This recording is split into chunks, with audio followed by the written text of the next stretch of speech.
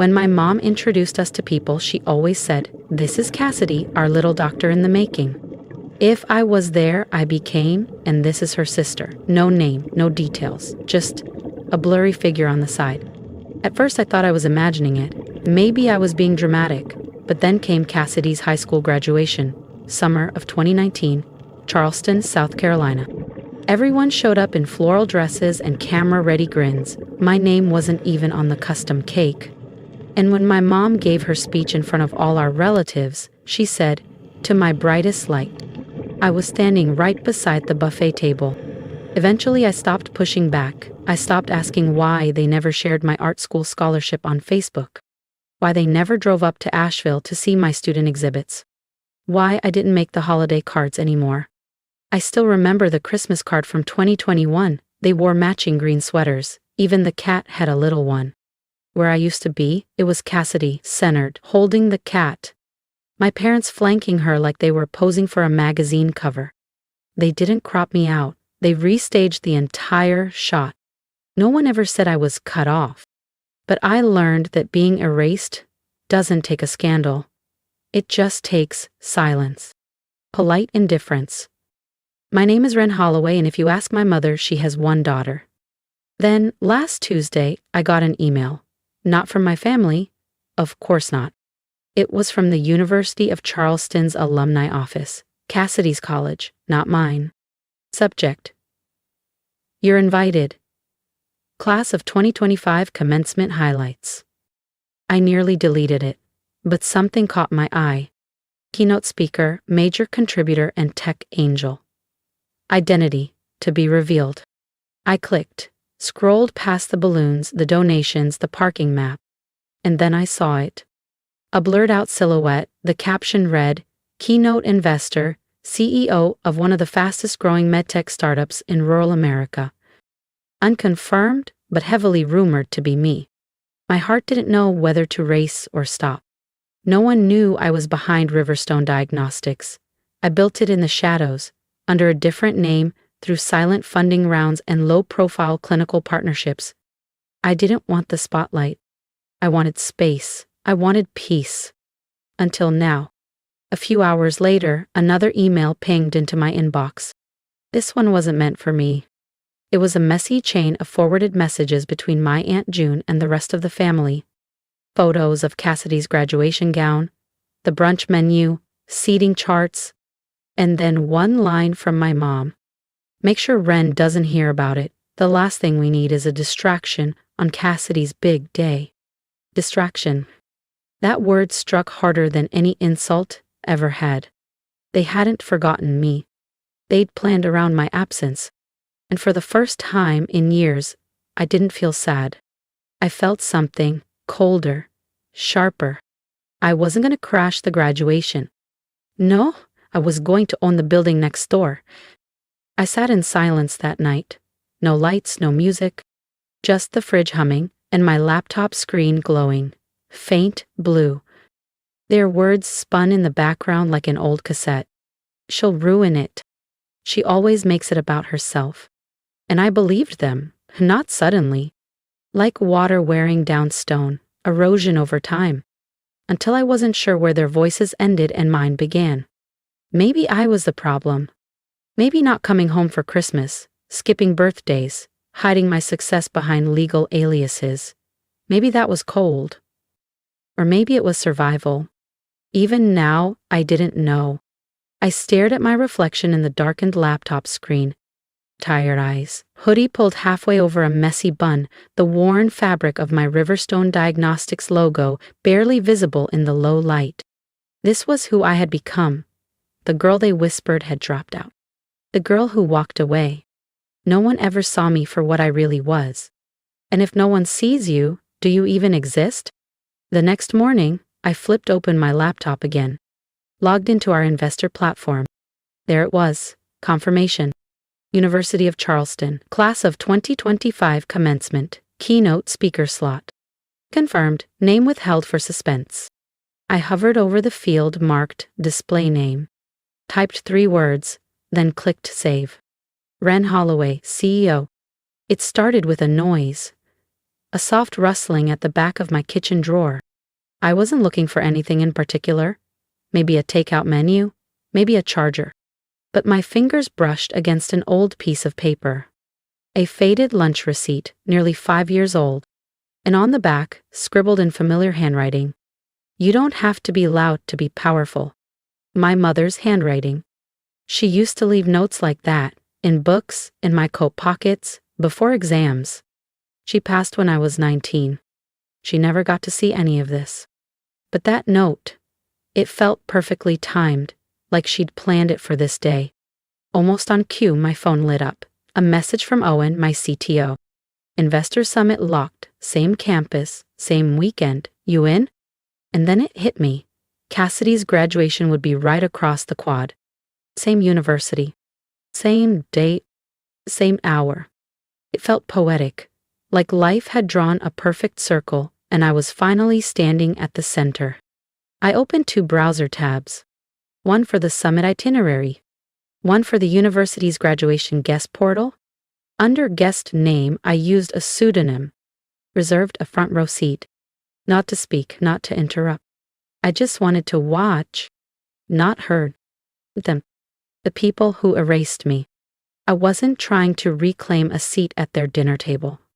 I was going to own the entire building next door. At 2:07 a.m., the confirmation emails landed.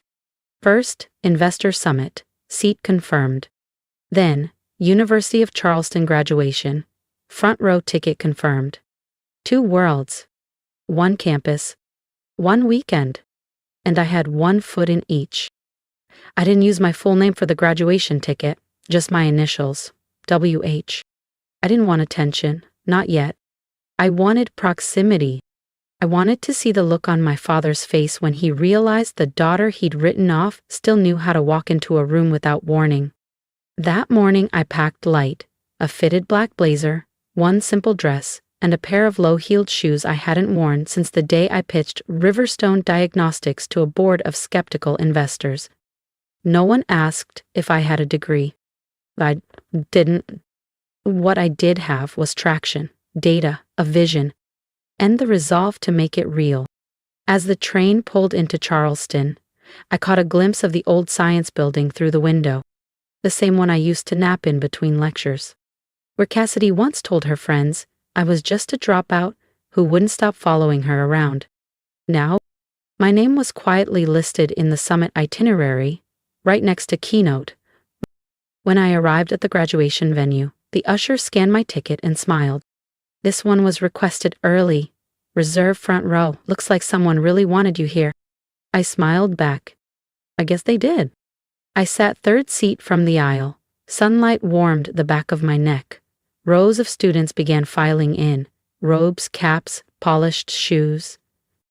No one noticed me, not yet. But I noticed everyone. Then I heard it.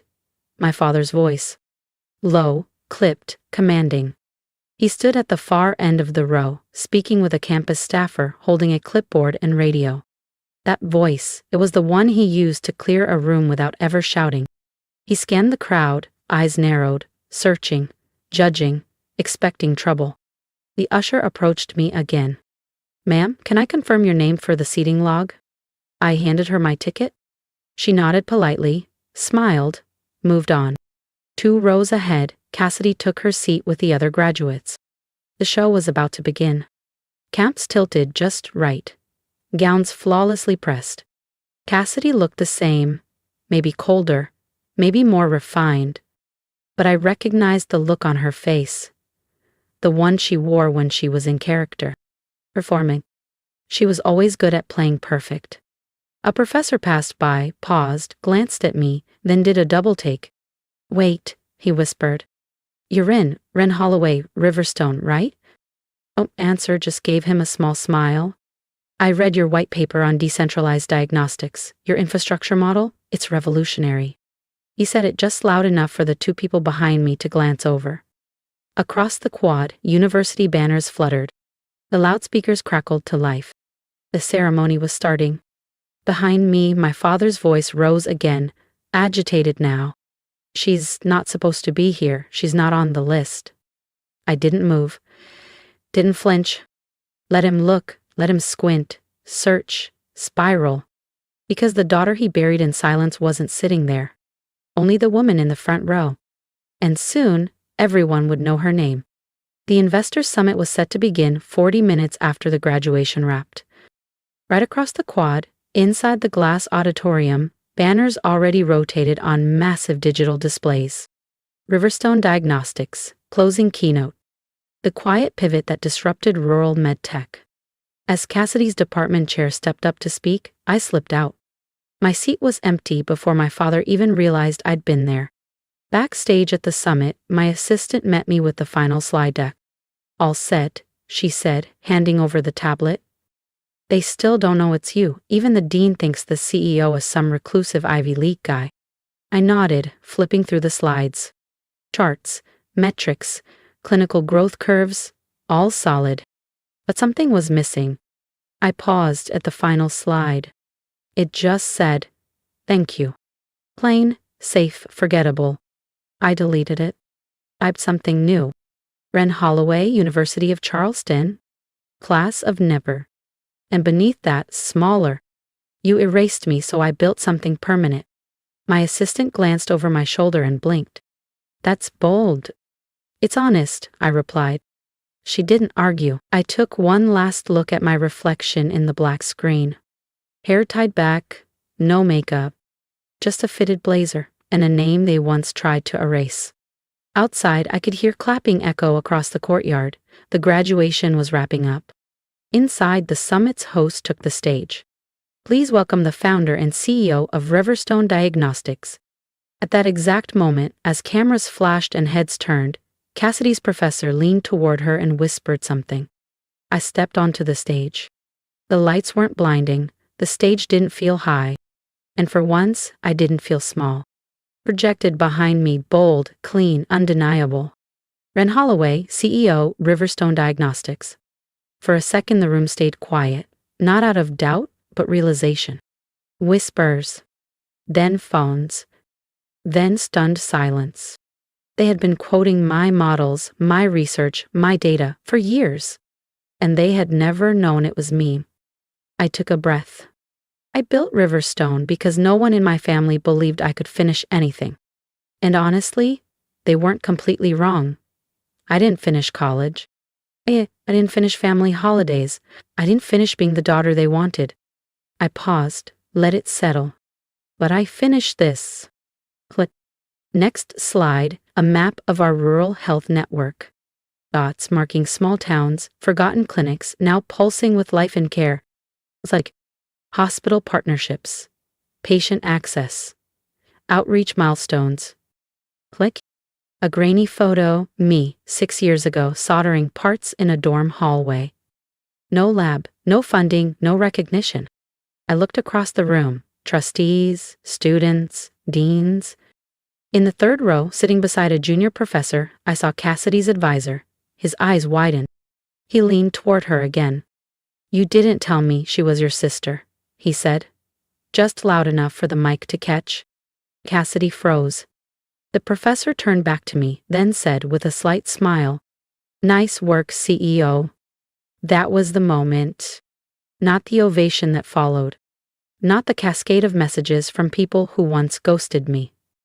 That moment, the truth finally visible, was enough. It was that one line. From the one person Cassidy had always wanted approval from. The one moment she couldn't rehearse. The one sentence that didn't belong to her. I didn't look at her directly. I didn't need to. I knew she was watching. And I knew my father was somewhere behind her, teeth clenched, fists tight. But I didn't need to speak. Because the truth had already spoken. And this time, it had a microphone. I slipped out the back. No reporters, no photos. Just the echo of applause bouncing off the glass behind me. I didn't wait for compliments. I didn't linger for the catered reception. I didn't have to. By the time I reached my hotel lobby, my phone was already vibrating non-stop. 37 unread messages, 6 missed calls from unknown numbers. And one text from my cousin. "Was that you on stage?" Dad nearly choked. I didn't respond. Didn't need to. A clip of the moment had already gone viral. The line, "Nice work, CEO," was being replayed, subtweeted, captioned, and in every repost, there I was, alone at the podium, my name glowing behind me. The silence I'd carried for years finally answered. I didn't tag the university, didn't mention Cassidy, didn't say a word, but I knew they saw it. Because hours later, Cassidy's graduation photo vanished from my father's Facebook page, replaced with a quote about staying humble. Glass. Cassidy didn't tag anyone either. No thank you to my amazing family caption. Just one over-filtered photo. No smile, no context. I never returned their silence with noise. But they heard me. In the halls where my name was never spoken. In the rooms they never thought I'd re-enter. In whispers from professors, students, strangers, they said the name they buried. Wren Holloway. Not their mistake. Not their shame. Not their failure. Just a woman who stood tall and didn't look back. The Monday after the summit, my inbox lit up again. But not with VC firms or journalists. It was family. Not directly, of course. That would require accountability. These came wrapped in casual curiosity. A message from my second cousin. "Hey Ren, long time. Just saw the keynote. Wow. Any chance you're hiring interns this summer?" An email from my father's old college friend. "Greg mentioned you're doing something in healthcare. Our son just graduated. Would love to connect." And then the boldest one of all, a LinkedIn message from Cassidy's boyfriend. We'd met once. He barely made eye contact. "No. Didn't realize Riverstone was yours. Truly impressive. Let me know if you're ever building a legal team." No mention of Cassidy. No apology. Just acknowledgement. That they finally saw me. Just doors opening. The same ones they shut in my face over a decade ago. I didn't respond to most of the messages after the summit, but I forwarded one to my assistant. "Put this one on the not in this lifetime list." She replied with a thumbs up. And a smiling skull. The irony wasn't lost on me. They used to call me a dropout. Said I'd be lucky to keep a desk job. Now they were asking me for one. They didn't notice when I became their cautionary tale. But they'd remember the day I became their missed opportunity. And the best part? I never raised my voice. I just raised the bar. They didn't erase me with cruelty. They erased me with silence. With cropped photos. With empty seats. Not violent. Just quiet. Intentional. Until even I wondered if I had ever been there at all. And when I finally walked away, no fight, no final word, they acted relieved. Like the family had healed. So I let them believe that. Let them sit in rooms and say, "We haven't heard from Ren in years." As if I were a ghost. Not their daughter, not their sister. But the truth doesn't stay buried. Not when it builds something real. This time, they couldn't hide behind silence. My name was on the screens, on the banners, echoed in classrooms and conference halls. I never asked to be welcomed back. I just made sure, everywhere they turned, I was already there. Not as the failure they whispered about, but as the woman they now had to Google. I never went back to the house. Not when my father sent word through a cousin. Something about letting the past go. He didn't mean apology. He meant damage control. I wasn't interested. There was nothing for me there. Not the peeling wallpaper. Not the shelf where my awards used to be. Not even the garden my mother once loved, now bitter and dry. But I did return. Just not the way they hoped. I returned in hospitals using our tech. In classrooms quoting my research. In the mouths of people who once looked past me. They couldn't rewrite me. Couldn't reshape me. Couldn't claim me. And that was the final gift. They buried me in silence. So I came back with something louder. Ren Holloway, CEO, unforgettable. If you've ever felt invisible, cut out of family photos, left out of conversations, treated like a background character in your own story, then this is for you. I want to hear your story. Drop a comment below and tell me when you decided to stop waiting for permission and started writing your own legacy. You don't need anyone's approval to matter. You don't need to be loud to be powerful, and most of all, you don't need to go back to the people who buried you to prove that you've grown. Sometimes just becoming unforgettable is enough.